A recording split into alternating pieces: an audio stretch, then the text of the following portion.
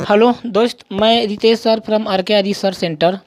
जैसा कि सर्कल में कुछ बेसिक कॉन्सेप्ट हम क्लियर कर चुके हैं और उसको काफ़ी बेहतरीन तरीक़ों से हमने आपको समझाया है। और उस पर जो भी जो बेहतरीन क्वेश्चन जैसे जेईई मेन और जेईई एडवांस में बन सकते हैं उसको हम लोग सॉल्व करते हैं। और जस्ट इसके बाद जो भी एडवांस कॉन्सेप्ट आएगा उसको हम फिर डिटेल में चर्चा करेंगे और उसमें एडवांस लेवल जेईई एडवांस में जितने भी अच्छे अच्छे क्वालिटी के क्वेश्चन आते हैं उसको हम लोग सॉल्व करेंगे। तो तत्काल हम लोग जेईई मेन में जो भी बेहतरीन क्वेश्चन आ सकते हैं उसको सॉल्व करते हैं। क्या बोल रहा है दोस्त सवाल?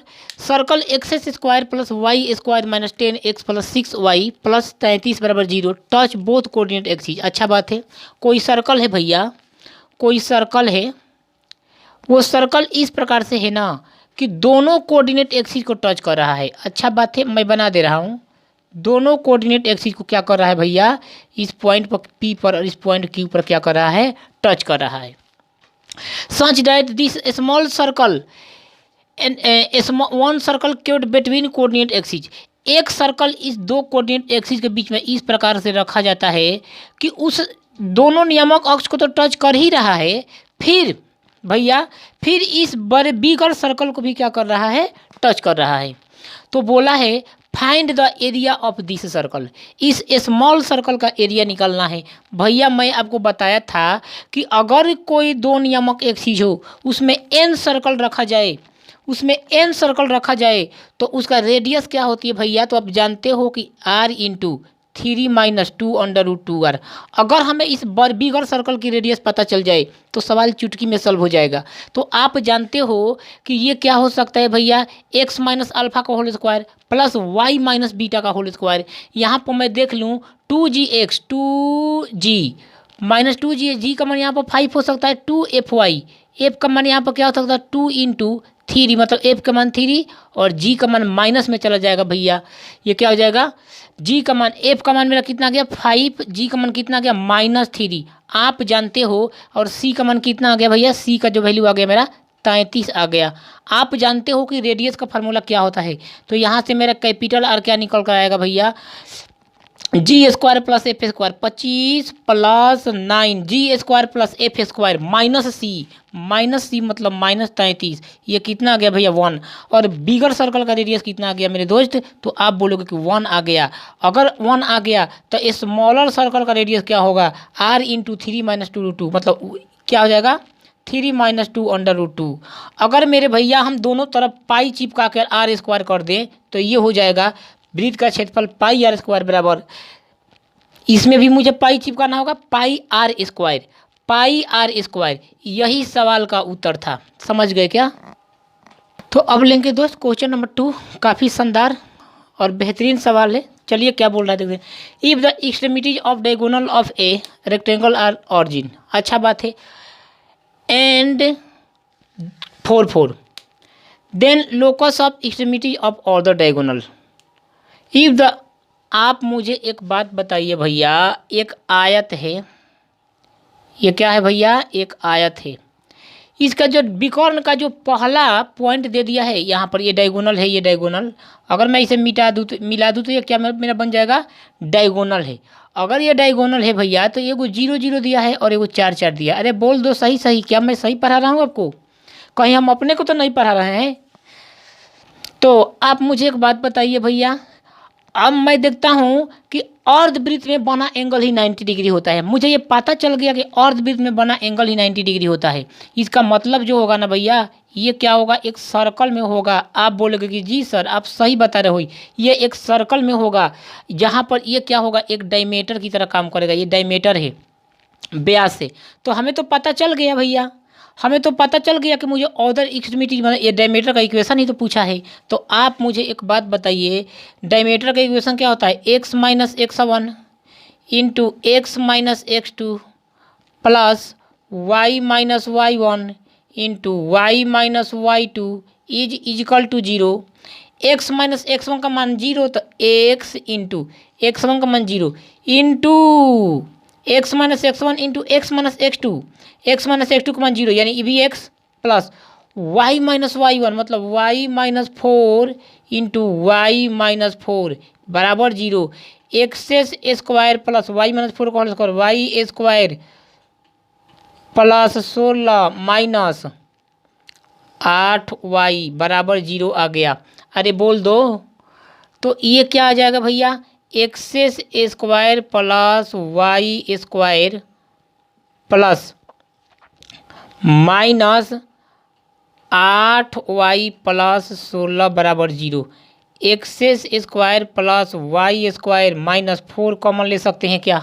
अरे बोल दो, 4 कॉमन ले सकते हैं क्या? तो आप बोलोगे कि हाँ सर 4 कॉमन लेंगे तो y माइनस 4 बच जाएगा। यही होगा क्या? यही होगा क्या? तो आप देख लिए कि 4 into x plus y, 4 into x plus y x square plus 4x क्या बन जाएगा, x into x one into x minus x two plus y minus y one into, तो मेरा क्या ऑप्शन आ रहा है? हमें लगता है 4x प्लस 4y। तो ये क्या निकल कर आ गया, x square plus y square minus 4 into y minus 4 बराबर 0। कहाँ ऑप्शन है आपका? अरे बोलोगे कहाँ ऑप्शन है आपका? X square plus y square 4 into x plus y, ये भी नहीं आ रहा है, ये भी नहीं आ रहा है। मुझे दिखाई दे दिया कि ऑप्शन डी होगा, जो कि option D none of days होगा, इसमें कोई मैच नहीं कर रहा है। तो अब हम लोग लेंगे क्वेश्चन नंबर 3, और क्वेश्चन नंबर 3 काफ़ी बेसिक लेवल का क्वेश्चन है। ऐसा क्वेश्चन जेईई मेन में आ सकता है। और अभी तो हम एडवांस लेवल वाले क्वेश्चन आपको क्यों नहीं करा रहे हैं, इसका मूल कारण ये है कि हमने अभी एडवांस लेवल का कंसेप्ट को ना मेंशन नहीं किया है। जस्ट इस वीडियो के बाद हम एडवांस लेवल के कंसेप्ट को मेंशन करेंगे। और अगर आईआईटी के डिफ़िकल्टी लेवल का बात करिएगा ना, हम तो ऐसा क्वेश्चन कराते नहीं, ये तो मेरा मिस्टेक है। बट हम कुछ बेसिक चीज़ें जो आपको कराए हैं उसको हम ना उसको याद करवा रहे हैं। तो अगर आईआईटी का लेवल यहाँ है ना, तो मेरा जो लेवल होता है डिफ़िकल्टी का यहाँ होता है। आप देखिएगा, मैं सर्कल चैप्टर स्टार्ट किया हूँ ना, सर्कल से ऐसे ऐसे क्वेश्चन लेंगे ना, ऐसे ऐसे क्वेश्चन लेंगे जहाँ जेईई एडवांस से कहीं उसका लेवल जो होगा ना काफ़ी हाई लेवल का होगा। चलिए एक्स माइनस 4, ये बोला है कि मिनिमम डिस्टेंस। एक मुझे बात बताओ, अगर 2 स्ट्रेट लाइन है ना, 2 स्ट्रेट लाइन चाहे 2 कर्व हो, इनके बीच का मिनिमम डिस्टेंस कब हो सकता है भैया? जब परपेंडिकुलर डिस्टेंस लोगे, ये भी 90 डिग्री, ये भी 90 डिग्री, तभी मिनिमम डिस्टेंस हो सकती है। आप मुझे एक बात बताइए, अगर इस प्रकार से लोगे तो डिस्टेंस तो मैक्सिमम हो जाएगा। तो वही हाल है भैया, यहाँ पर ये जो मेरा सर्कल दिया है ना, सर्कल आप जानते हो, सर्कल का इक्वेशन एक्स माइनस अल्फा का whole square plus y minus beta का होल स्क्वायर बराबर आर स्क्वायर जो होता है ना, तो x square plus y square minus 2gx plus 2fy, इस कंडीशन में जो होता है ना, ये क्या हो जाता है, पॉजिटिव देता है। मेरा जो सेंटर होगा पॉजिटिव होगा, लेकिन यहाँ पर निगेटिव दिया है ना, निगेटिव दिया है तो पॉजिटिव होगा मेरा सेंटर।